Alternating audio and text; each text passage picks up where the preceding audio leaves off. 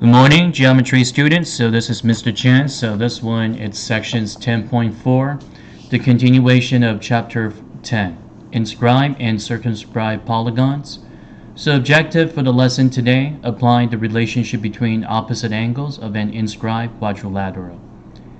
Okay, so now take a look at that diagram here on the left-hand side. So anytime that you see the figure inside a circle, it's considered the inscribed polygon. So center O with that circle O. So this one is called the circumcenter of triangle ABC. And triangle ABC, it's inscribed in circle O.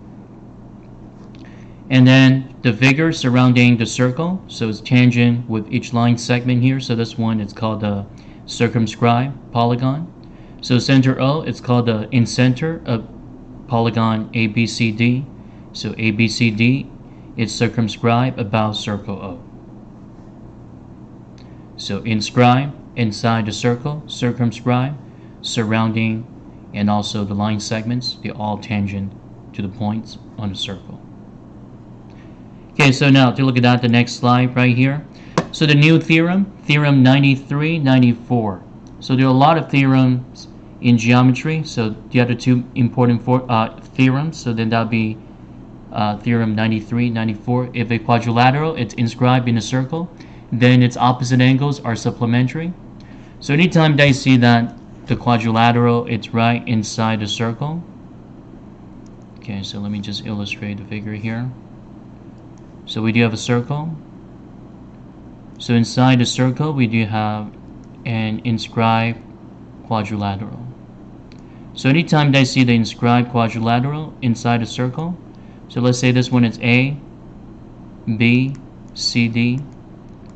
So that means angle A plus angle C. So then that'd be 180. Because those two angles, they're considered opposite angle. And same thing happened with that angle B and angle D. So the opposite angles of a inscribed quadrilaterals, they always consider supplementary. And here's another theorem. If a parallelogram is inscribed in a circle, it must be a rectangle. So you see that if this one is a parallelogram, so that means the parallelogram, it's a rectangle. And for the previous chapter, we talked about that, the special parallelogram. So we do have rectangle, square, and the other one is a rhombus. So anytime that you see the parallelogram, it's inside the circle. It's bounded with all those vertices. So this one, it's always considered a rectangle. Okay, so now let's see what else that we have. So given that arc PS, so it's 100 degree, and PQ, it's 120. So find the measure of angle R and the measure of angle P.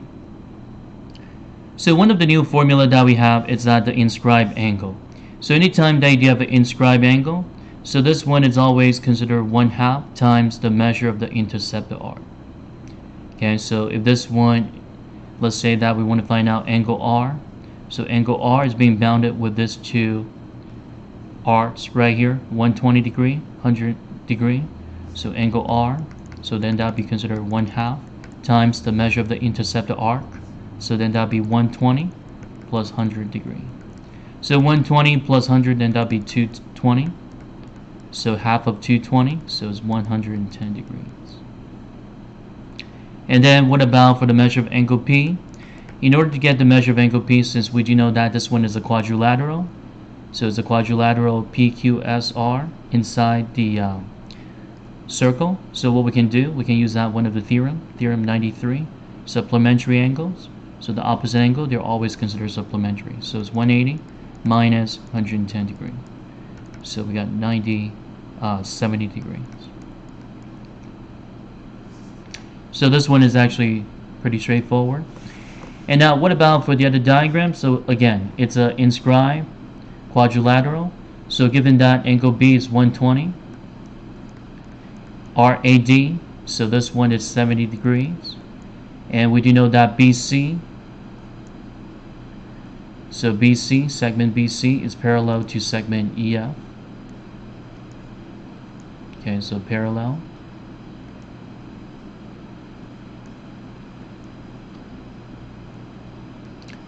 Okay, so one thing that we want to find out here, ADC, so measure of angle ADC. So using that, this one is called the another kind of it's called the tangent angle. So the tangent angle is always 1/2 times the measure of the intercept of r. So it's 1/2 times 70. So then that'd be 35 degrees for this angle. But this one is just a measure of ADE. In order to get that angle ADC, okay, so instead of using that formula, so we're using the theorem. So we do know that measure of angle B, it's 120. So using that supplementary angle property, so 180 minus 120, so we got 60 degrees. And then CDF, so CDF, this one is considered a linear pair. So 70 plus 60 plus this angle here, CDF, it's 180. So that means 180 minus 70 minus 60.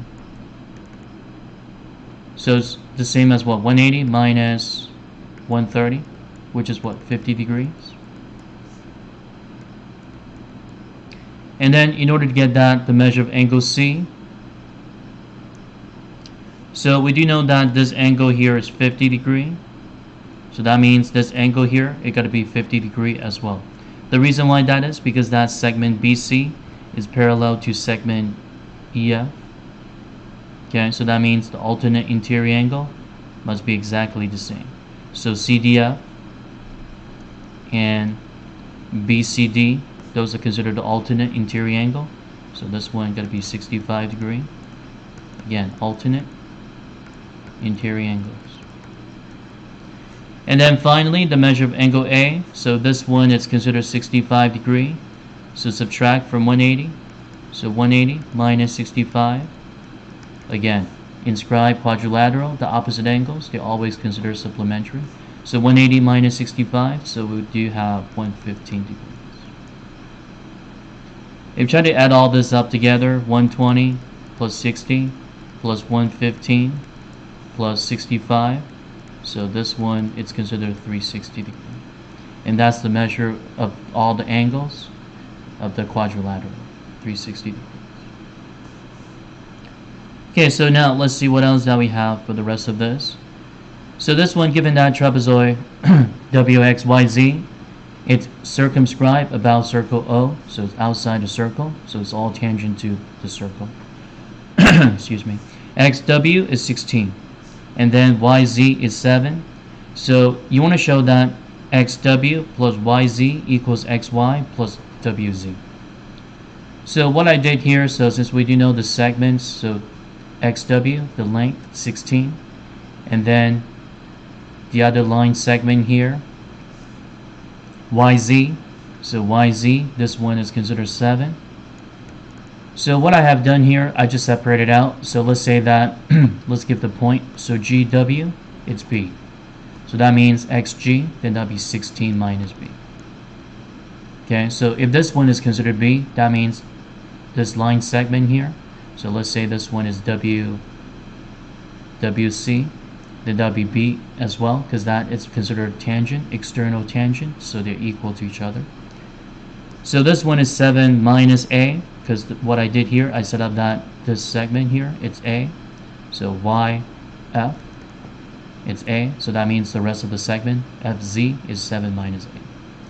So using the same kind of external tangents congruency, so this one is just the same thing as 16 minus B.